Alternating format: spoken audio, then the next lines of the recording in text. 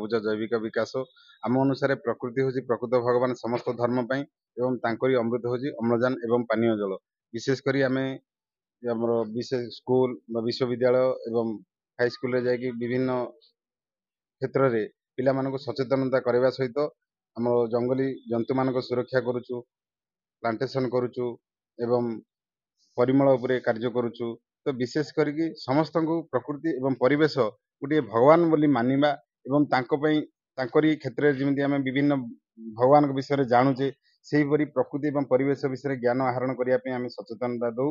ତା ସହିତ ବିଭିନ୍ନ କ୍ଷେତ୍ରରେ ଯେଉଁ ବିଭିନ୍ନ ଠାକୁରଙ୍କ ପାଖକୁ ଯାଇ ପୂଜା ପାଠ କରୁଛନ୍ତି, ଯେମିତି ଅର୍ଥ ଗୋଟେ ବିନିଯୋଗ କରୁଛନ୍ତି, ସେହିପରି ପ୍ରକୃତି ପରିବେଶ ଦିଗରେ ସମସ୍ତେ କିଛି ନା କିଛି ସମୟ ଦିଅନ୍ତୁ, ଅର୍ଥ ବିନିଯୋଗ କରନ୍ତୁ ଏବଂ ତାର ଉପରେ ପ୍ଲାଣ୍ଟେସନ ହଉ, ଜଙ୍ଗଲ ଜନ୍ତୁମାନ ସୁରକ୍ଷା ହଉ, ପରିମଳ ଉପରେ ଯଦି ଆମେ କାର୍ଯ୍ୟ କରିବା ପ୍ରକୃତ ଭଗବାନଙ୍କ ଆଶୀର୍ବାଦ ପାଇବା ବୋଲି ଆମେ ଯେଉଁ ବାର୍ତ୍ତା ଦଉଛୁ ସେଇ ଉପରେ ଖୁସି ହେଇକି ୱି ଫର୍ ୟୁ ଆମକୁ ଏକ ପ୍ରୋତ୍ସାହନ କରୁଛି, ଏହି ମାଧ୍ୟମରେ ଆମକୁ ପୁରସ୍କୃତ କରୁଛି।